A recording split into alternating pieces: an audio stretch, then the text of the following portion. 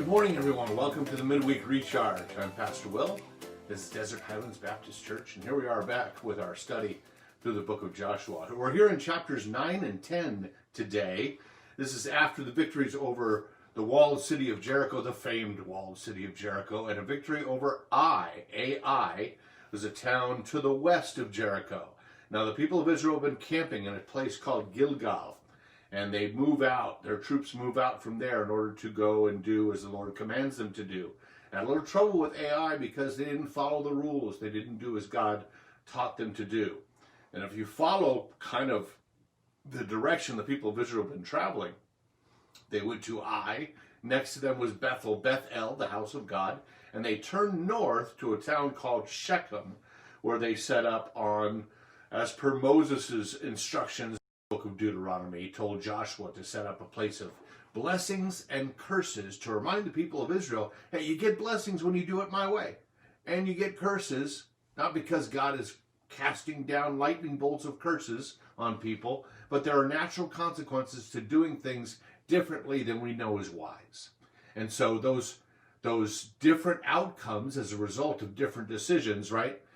God is telling his people that when you do things my way, I am omniscient, I am all-knowing, all-powerful and all-knowing. I know all there is to know, and so I'm giving you the truth about how you need to live your lives. And that comes with blessing.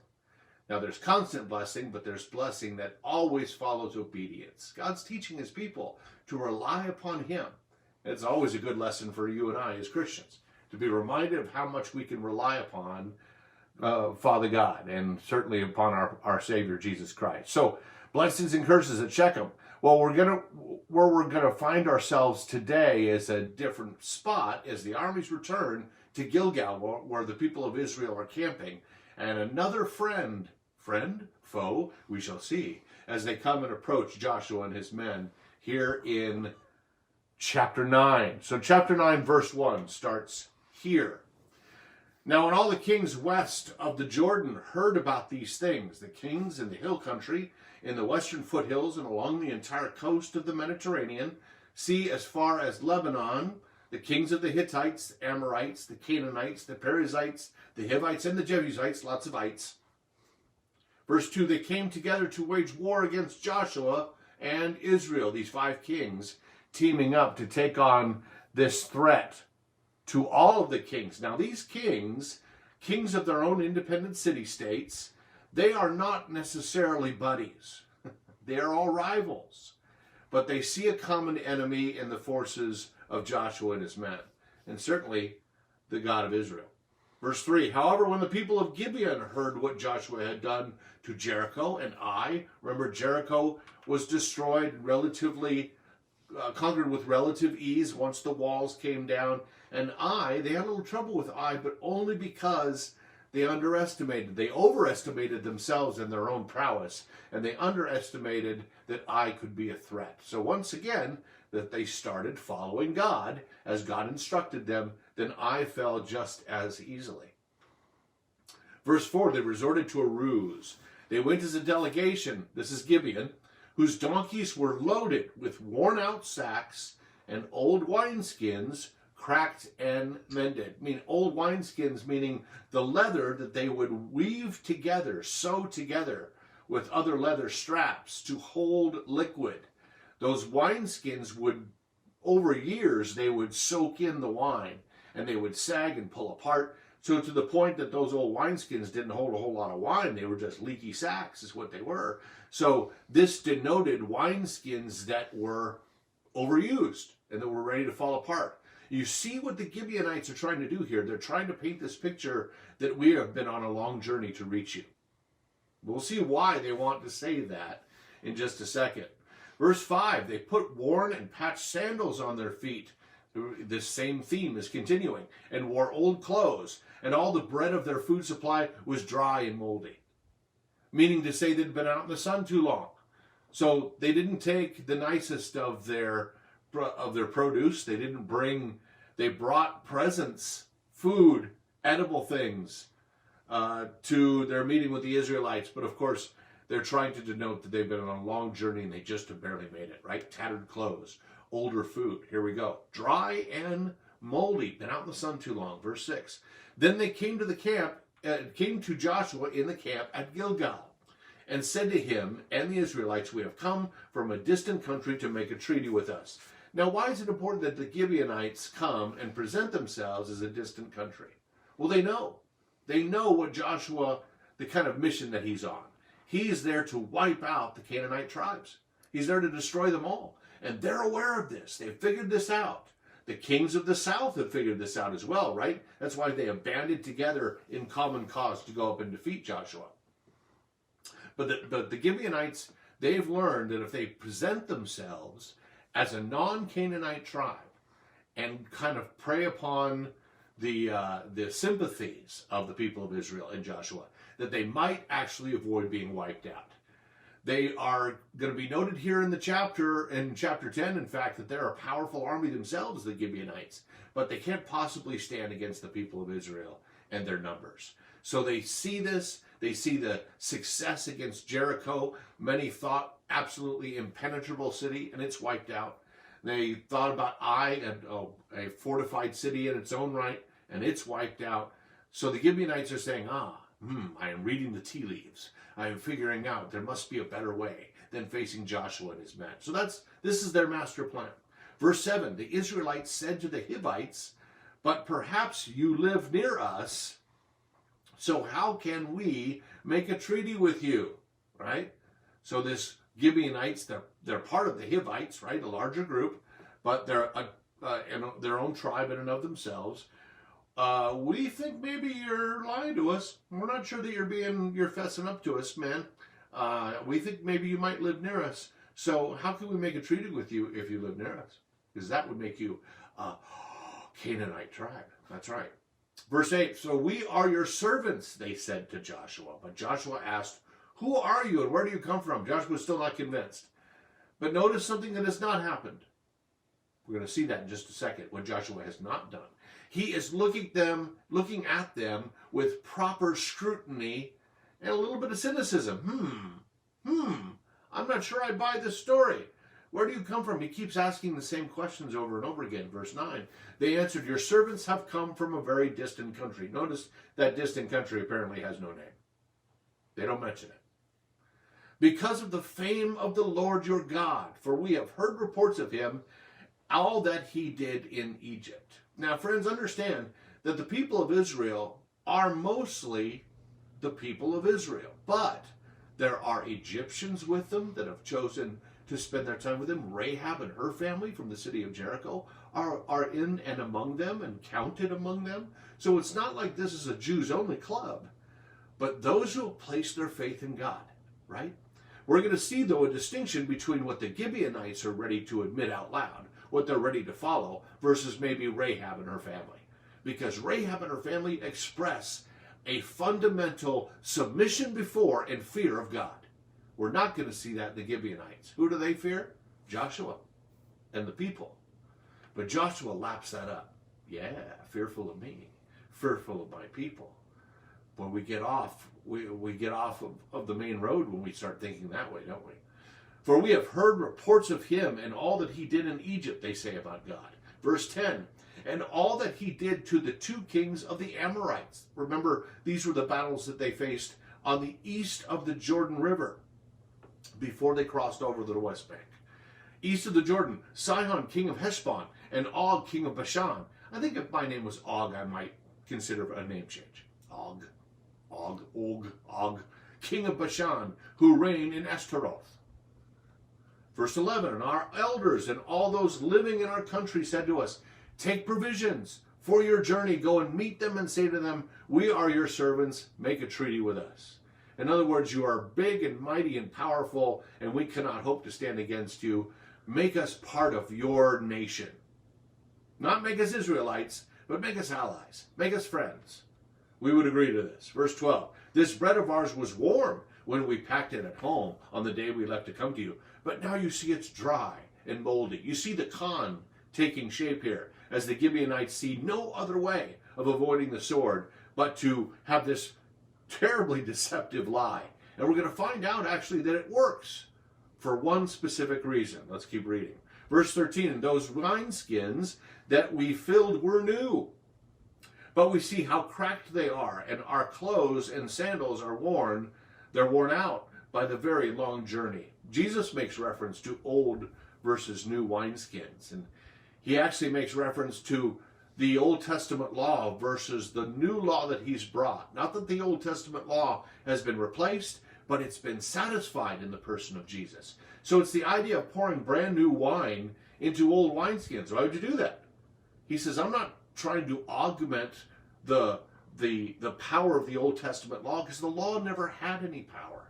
It was simply to point out our sin, and Jesus was bringing the antidote. The law was pointing out our disease. Jesus was bringing the cure.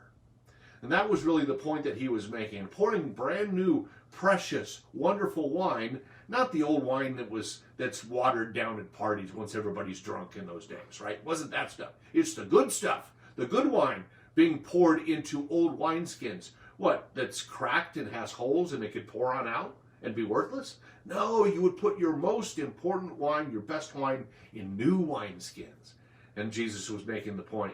Don't try to prop up the Old Testament law as it was meant to do nothing more. It wasn't supposed to save anybody, right? It wasn't supposed to rescue anybody. But it was supposed to show our need for God. Well, he references this here. See, as evidence of our long journey, all of these things are true. Our old sandals, our old clothes from a very long journey. Verse 14, the Israelites sampled their provisions, but did not inquire of the Lord. Friends, probably the most important verse that we will read today. The Israelites sampled their provisions, but did not inquire of the Lord. You know, this actually is a little sample size here.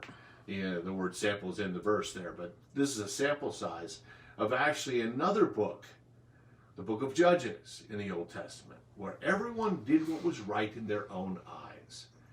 Friends, do you see the chaos that's in our world today? For a number of reasons. And why that is, and we probably could make this assertion throughout human history, I'll grant you that. But could you look around at America today and say everyone is doing what is right in their own eyes? Could we make that assertion today? Where does that lead to? Absolute chaos. Because people are not wise. Oh, people are very smart. I make this distinction all the time when I talk with people. Are people smart? Are they intelligent? Yes. Are they wise? No. In fact, you will see a lot of very extremely intelligent men and women who are in charge of this nation right now. Not a bit of wisdom's coming out of their mouths. Not a bit. And they're all very well educated and all very, very, very intelligent. Mostly lawyers that we send to Washington. These are smart people. These are people that have excelled in areas that I couldn't even pass a class in. Smart, not terribly wise. So our smart Israelites, our smart leader Joshua, he does not inquire of the Lord. In fact, he just does what he thinks is right in his own eyes. His own scrutiny was good enough. Isn't that dangerous? When our own scrutiny is good enough, we don't need to talk to God. I know what I'm doing. God, I don't need you. I know what I'm doing. I can make my assertion as to what this is, whether this is right or wrong. Verse 15. Then Joshua made a treaty of peace with them to let them live. Wait a minute. You've just decided yourself? Apparently so. And the leaders of the assembly ratified it by oath. So the leaders of Israel hear Joshua's plea. I've checked them out. In my wisdom, I have checked out the Gibeonites' claim, and I find it credible. Oh, very good. Yes. Oh, yes. Oh, yeah. So they verify it by oath. They ratify it, which means they approve of it. They didn't come up with the decision. They didn't make the final decision, but they approved of it. And apparently, this carried a great deal of weight because they're not only saying, yes, Joshua, we agree with you, but they're saying, yes, Joshua, proceed with making these people allies, the Gibeonites. Verse 16, 3 days after they made the treaty with the Gibeonites, the Israelites heard that they were neighbors living near them. Oh, okay. So if you picture the map that shows Bethel and Ai, right, on that western trek away from Jericho, and instead of going north towards Shechem, kind of just hang a left and go a little bit south, and once you get down there, there's Gibeon. And Gibeon's not that far away. In fact, it's actually much closer than the 5 kings that are raising their collective armies together to come and meet Joshua. So Gibeon's actually a very close neighbor. So Joshua discovers very quickly he's been had. They're living quite near them. Verse 17. So the Israelites set out, and on the third day came to their cities, Gibeon, Kippurah, Beeroth, Kiriath, and Jearim. And yes, words are hard. Verse 18. But the Israelites did not attack them, because the leaders of the assembly had sworn an oath to them by the Lord, the God of Israel. The whole assembly grumbled against the leaders. What's happened here? Yeah, these are the Canaanites. We're supposed to wipe these guys out. But we made a promise, didn't we? We made a promise that we wouldn't do that. So now we have a decision to make, don't we? We have been fooled into thinking these guys were friends, not foes. We have been fooled to do things differently than the way God has trained us to. But now we could make it worse by doing what? By ignoring our oath, by ignoring our word. And that's exactly the positive conclusion that comes from this, from the leaders as well as Joshua, is that they can't go against their oath simply because it's inconvenient now. But actually they're going to stick to their word. We promised, and so we will deliver. And first and foremost, for the credibility of the people of Israel and Joshua? No, first and foremost, for the credibility of the God of Israel. For God does not lie. God does not deceive. God is not the author of confusion. And so it is not God's mistake. So let's not bring shame on God by our actions and our attitude. Verse 19, but all the leaders answered, and here they decide, we have given them our oath by the Lord, in the name of God, is what they're saying here. The God of Israel, and we cannot touch them now. We would have before. And actually the Gibeonites, it's a brilliant plan when you consider it. Now, the thing is, if you compare other groups that have gone and kind of made their home with the Israelites, think of Rahab and her family. Essentially, Rahab's family have all been saved. We learn nothing about the rest of their family. We simply know about Rahab. And her faith essentially clears the way for her entire family to be there. We don't know what the faith of her family is, but we know what Rahab's is. She fears and submits before Holy God, the God of Israel. Now, the Gibeonites, they just don't want to die.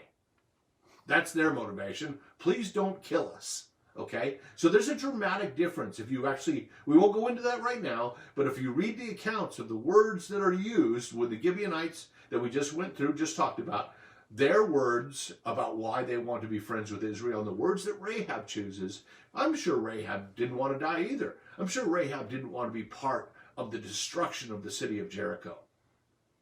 But more than that, she was far more fearful of Jehovah God than she was even of the armies of Israel. Talking about the feats, not of the people of Israel, but their God, right? And so there's a dramatic difference between Rahab's family and this Gibeonite tribe and the other city-states that belong a part of the Hivites. So we've given them our oath. We're stuck, man. We've given them our promise. And so we must fulfill it. Verse 20. This is what we will do to them. We will let them live, because that was our promise, so that God's wrath will not fall on us for breaking the oath we swore to them. Let's not make things worse. Let's not compound our sin with another sin of going against our word.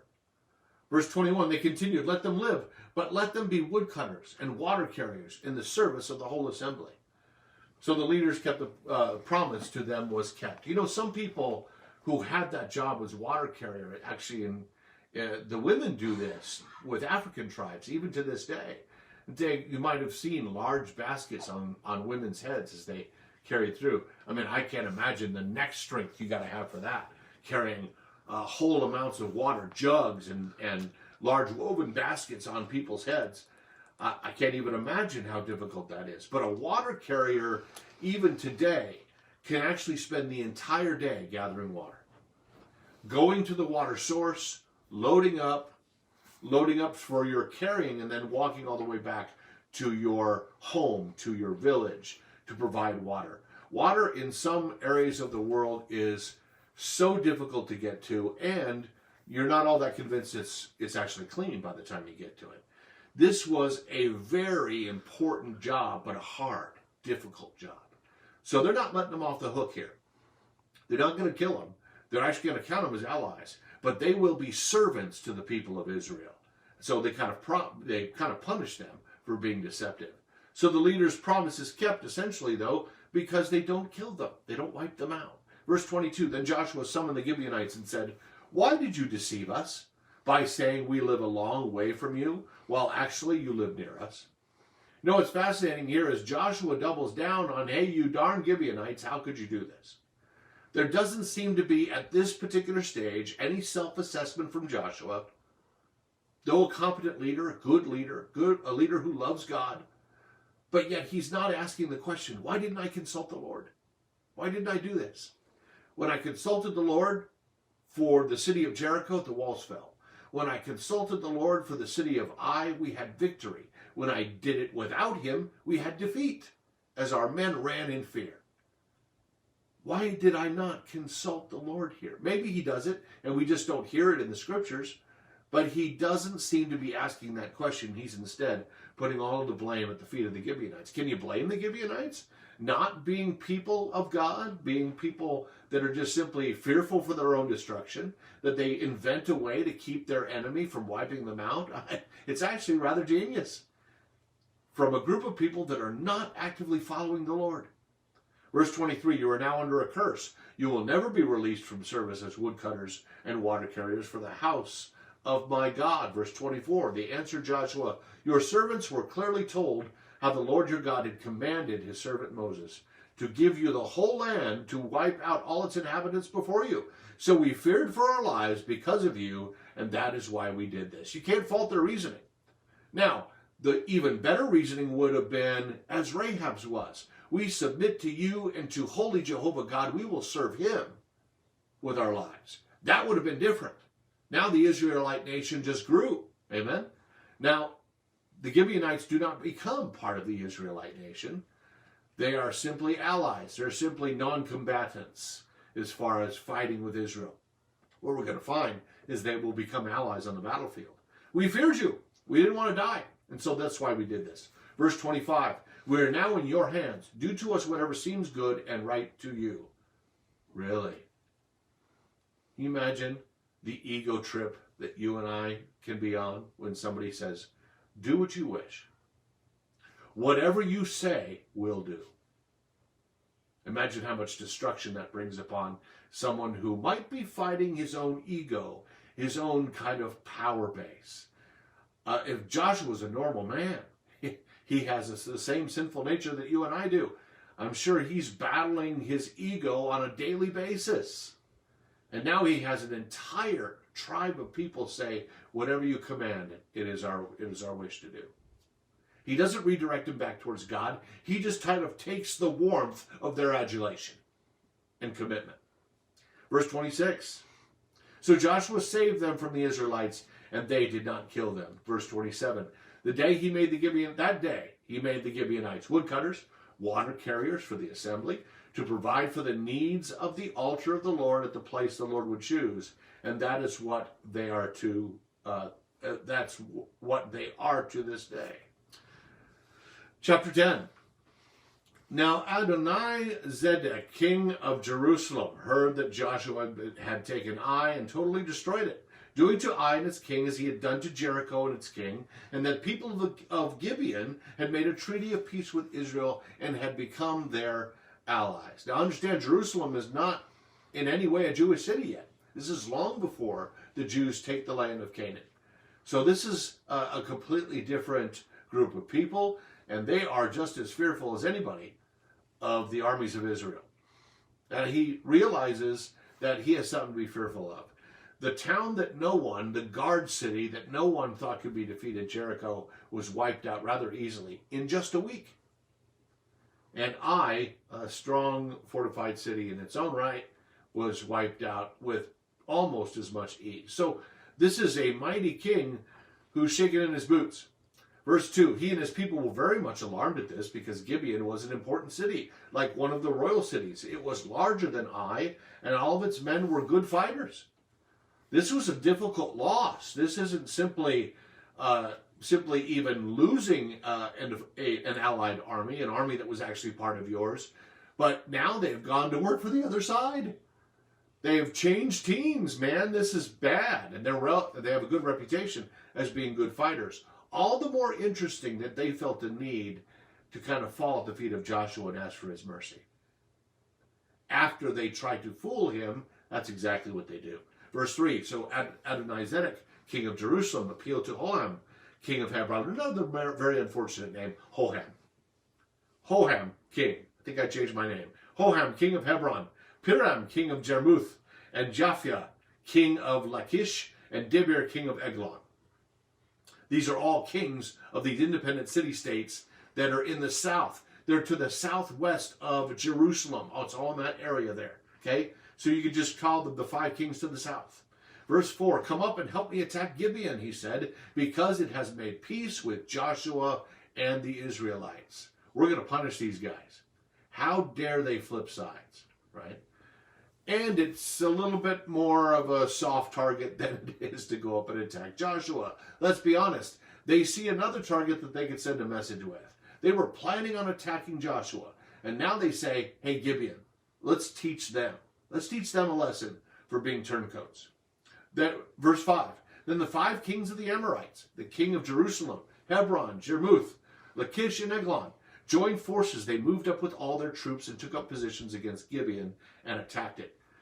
That wording there, to take up positions against Gibeon and attack it, that's the old-fashioned siege we were talking about. That would have made perfect sense for the people of Israel to do against Jericho. That's what Jericho was expecting.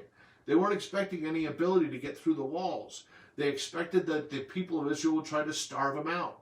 And when it became clear that was not the tactic of Israel, then they didn't fear them anymore. Apparently the tactic of Israel was to blow their horns and march around the city. And nobody in Jericho was terribly worried about that. Well, they should have been. Simply because not of the tactic, but because of the God that the people of Israel were serving. So they go and lay siege to Gibeon. Verse 6, the Gibeonites then sent word to Joshua in the camp of Gilgal. Remember, that's where their Israelite encampment is. Do not abandon your servants. Come up to us quickly and save us. Help us, because all the Amorite kings from the hill country have joined forces against us. This is interesting because we've gone from a target of the people of Israel. Now, you promised you weren't going to kill us.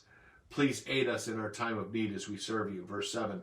So Joshua marched up from Gilgal with his entire army, including all the best fighting men. If you look at a map, like that one, but you see where the difference between where the people of Israel are encamped in Gilgal, you actually see them turning south. People equate south with down and north with up, but that's really not appropriately an appropriate way of looking at. It says up from Gilgal because Gilgal is approximately 3,500 feet below where Gibeon is. And so literally it's an uphill climb.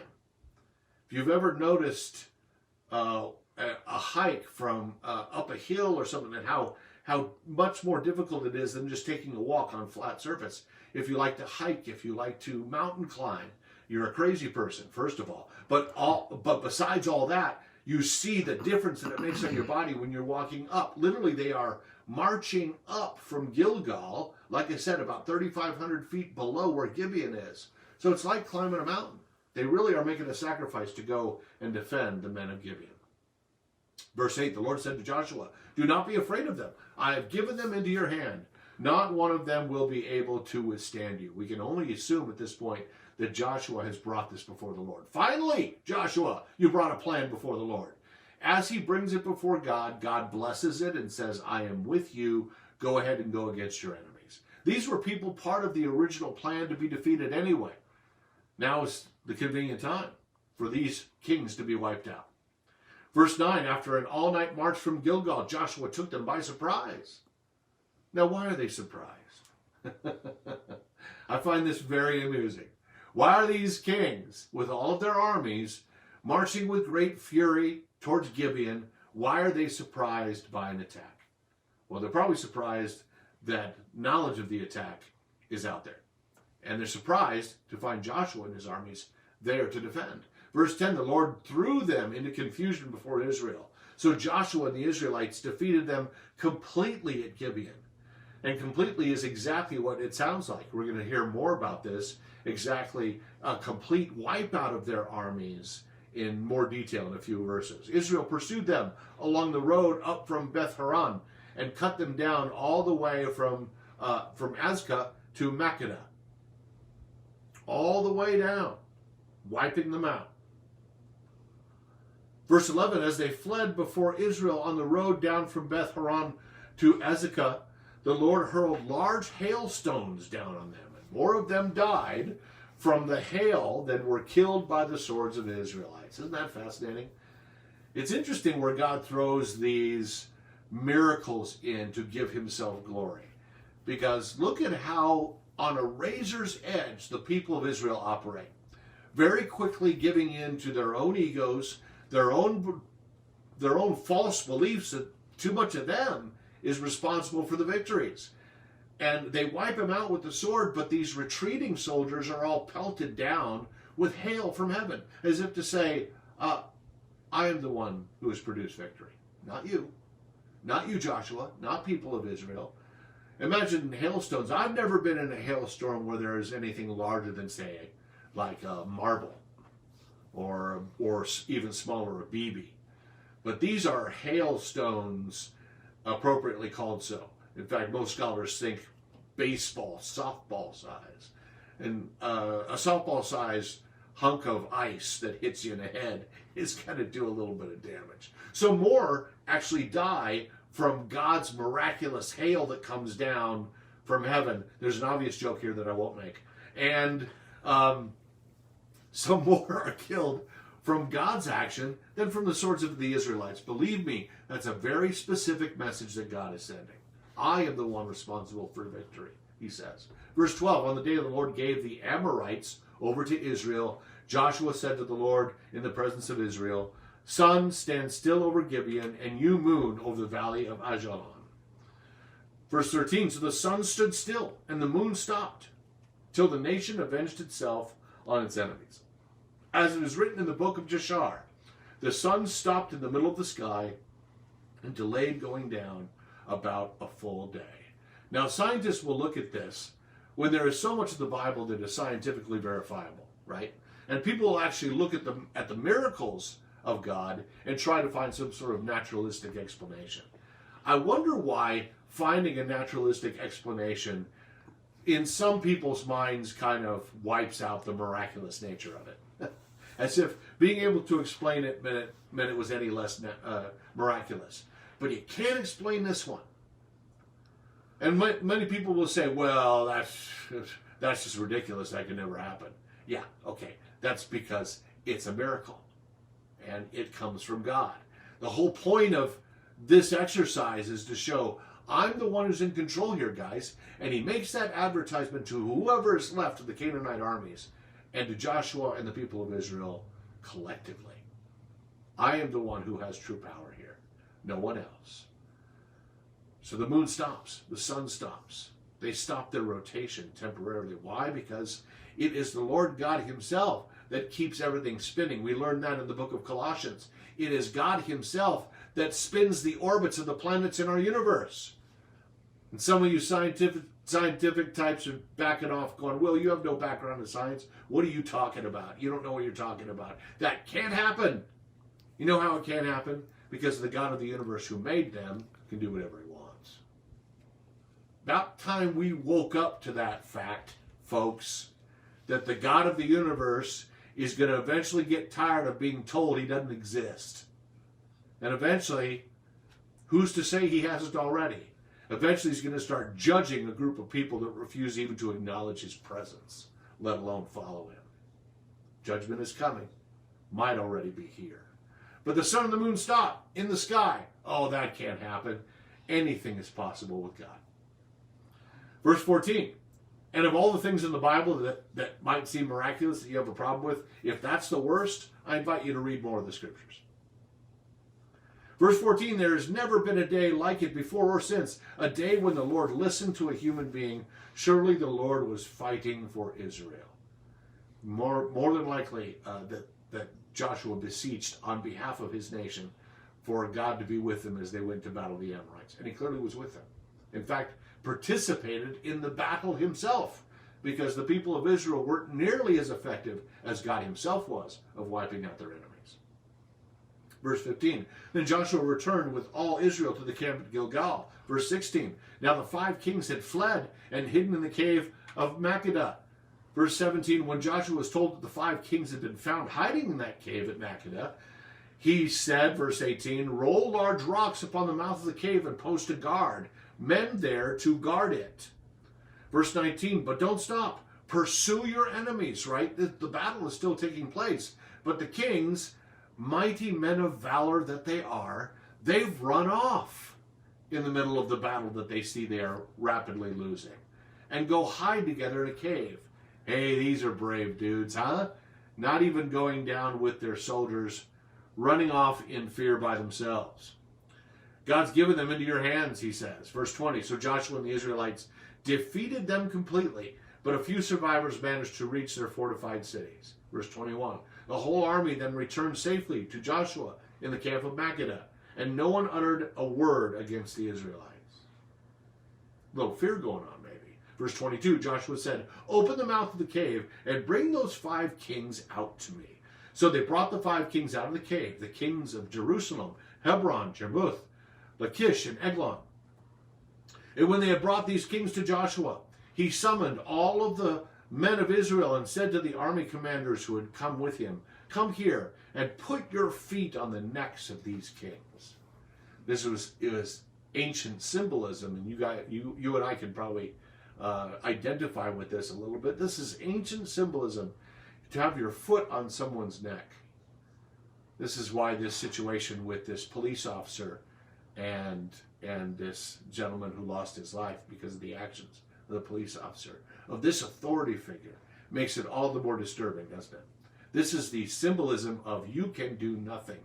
Let me promise you, friends, even in this day, it would have been bad form for you to crush a man with your foot on his neck. This was purely a symbolic act to show that individual that they had lost, that they had been defeated. Now, yes, they're going to be killed, but no one, even then, it would have been incredibly disrespectful to stand on the neck of an enemy who could not defend themselves. Execution from a worthy victor was usually painless and quick. Not put your foot on somebody's neck. So this is symbolic, purely. This is men of Israel, these mighty kings that have come against you. You've been given victory. By who? By God himself. You have your victory. Come here and put your feet on the necks of these kings. So they came forward and placed their feet on their necks. You've actually visualized kind of a train that goes through. People line up. The commanders of the armies all get their chance. Almost like a photo op. They get to put their foot on the neck of these kings, who were so valiant and ran off and left their men to be defeated. Verse 25, Joshua said to them, do not be afraid, do not be discouraged, be strong and courageous. This is what the Lord will do to all the enemies you are going to fight. Joshua does a very good thing here, where he hasn't been the greatest leader in either of these 2 chapters. What he does here is vital and incredibly important. What he does is he says, you see this? You see your necks, you average men? You see your foot on the necks of these kings, these mighty kings, right? This is what God will do to all of the Canaanite lands as long as you put your faith and trust in him. It is not the greatness of our army. It is the greatness of God that leads us through. Verse 26, and Joshua put the kings to death and exposed their bodies on 5 poles as they were left hanging on the poles until evening. This is more of that imagery for the people of Israel, for the army of Israel, I should say, is to remind them that these mighty kings of earth are nothing standing against holy God.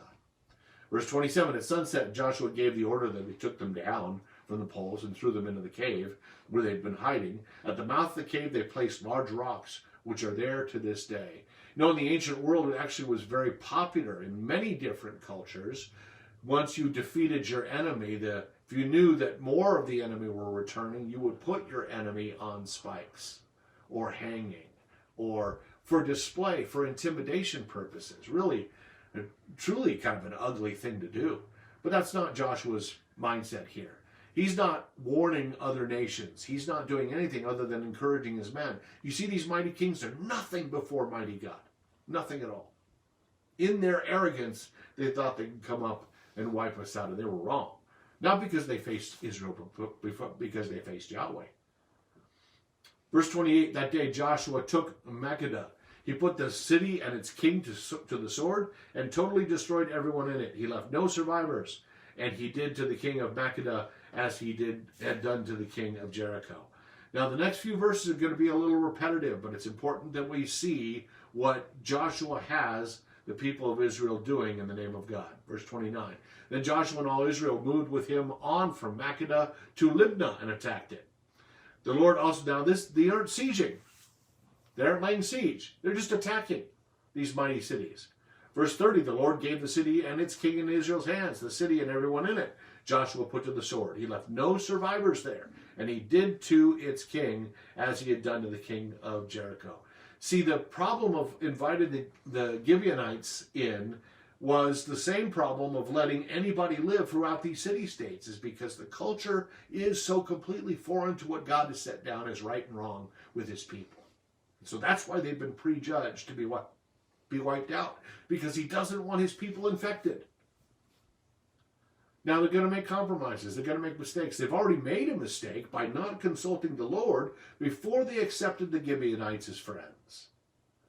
The Gibeonites will be servants, but the damage that they do culturally is not equated with the service that they provide. Verse 31, then Joshua and all Israel with him moved up from Libnah to Lachish. He took up positions against it and attacked it. Verse 32, the Lord gave Lachish into Israel's hands, and Joshua took it on the second day. The city and everyone in it he put to the sword, just as he had done to Libnah. Verse 33, meanwhile Horam, again, unfortunate name, king of Gezer, had come up to help Lachish, but Joshua defeated him and his armies until no survivors were left. You see this theme continuing through all this battle. Then Joshua and all Israel with him moved up from Lachish to Eglon. He took positions against it and attacked it. There is a little bit of siege that goes on here before he attacks. With that language, they captured it the same day, verse 35, and put it to the sword and totally destroyed everyone in it, just as they had done to Lachish. You think, well, this is a little kind of, this is ugly and a little redundant too about all that he did. But it's important for the reader here that we understand that none was left to survive. The mistake they had made with the Gibeonites is not going to be repeated by disobeying the Lord now. Verse 36, and Joshua and all Israel went with him up from Eglon to Hebron and attacked it. They took the city and put it to the sword, verse 37, together with its king, its villages, and everyone in it. They left no survivors, just as at Eglon they totally destroyed it and everyone in it. Verse 38, then Joshua and all Israel with him turned around and attacked Debir. They took the city, its king and its villages, and put them to the sword and everyone in it. They totally destroyed. They left no survivors. They did to Debir and its king as they had done to Libnah and its king and to Hebron. Verse 40. So Joshua subdued the whole region, including the hill country, the Negev, the western foothills, with all their kings. He left no survivors. He totally destroyed all who breathed, just as the Lord, the God of Israel, had commanded. Verse 41. Joshua subdued them from Kadesh Barnea to Gaza, and from the whole region of Goshen to Gibeon. If you look on a map, that's a huge territory. Map. Yeah, maps are good for study, so that you have kind of a reference point about what we're talking about. Joshua subdues all of these lands, and he does it specifically the way that the Lord asked him to do it, because he's made such a horrendous mistake with the Gibeonites. Now, from our perspective, just with this passage alone, we might think that there is no lasting consequence to this. The Gibeonites have become military allies. They're servants to the people of Israel. What's gone wrong here, Pastor? I don't see a problem. Well, the Gibeonite culture will now mix with the Israelite culture because it's been allowed. And this is exactly what God wanted to avoid. And what happened is because Joshua did what was right in his own eyes, rather than consulting the Lord. Friends, this isn't just a reminder about us making our plans. This is about what we allow into our lives. what we place as a value, things that we pursue, things that we entertain ourselves with. We need to make wise choices, because a rotten culture can always corrupt good morals. A rotten culture that's allowed to kind of fester and stay still and make camp in your heart, can cause such damage. Be very careful about what you allow as an influence in your life, what you allow as influences over the lives of your kids. Risk a fight or two by saying, I will not allow you to spend time with that one kid. I will not allow you to spend time looking at that material online. I will not allow you to have a phone. Sacrilege. I know. But friends, we need to guard. We need to be military warriors at the gates of our children's hearts, because there is so much more to be infected by. Look how much God was worried about a different culture mixing in with the Israelites. Now, a clearly oppressive, pagan, and evil culture. Very immoral culture, admittedly. But compared to the cultures that we have today, tame stuff. Tame stuff. It's the kind of imagery we expose ourselves to, the influences we expose ourselves to. Friends, we need to be standing at the guard of influence, at the gate of influence, and what we allow into our lives needs to be, we need to consult with the Lord first. Lord, is this of you? Should we be focusing on this? Should we be listening to this? I think you'll find that the more that we spend time guarding against looking what's right in our own eyes and accepting the judgment of God, whether we like it or not at the time, we're going to see wisdom actually flower in our lives. Well, friends, that's it for our lesson for today. Tune in next time for chapters 11 and 12. We're finishing up the battles, and then we'll go into a separate section in chapters 13 through 19, a whole different section about the people of Israel settling in the land of Canaan and what the challenges are there. You'll find that the people of Israel, after they've defeated most of their enemies, they find there's plenty of enemies to go around within themselves. And that is human beings, isn't it? Well, join us tonight. You're welcome to join us again or pass the word and join us for our 7 p.m. replay tonight. Also, church is at church this week. 9 a.m., a different time note, 9 a.m. We're going to be on the grass, outside, right? Social distancing with masks and having hand sanitizer and gloves available for all. We'll have individually wrapped snacks. We're going to take communion together. It should be a wonderful time. Great time of music and a time of fellowship in the Word. Friends, if you're still feeling nervous about our pandemic, and I don't blame you, feel free to show up in your cars, sit in your car and feel the air conditioning blow on you while we experience service together. At least we'll be able to wave at each other and greet at each other. But friends, that'll be a good time. 9 a.m. from 9 to 10, Sunday morning, Palmdale, Desert Highlands Baptist Church. We hope to see you there. Again, tonight, join us for a replay of this particular Bible study. You can ask your questions. I'll be live with you. We should have a great time together as well. God bless you guys. Have a wonderful rest of the week and a fantastic weekend.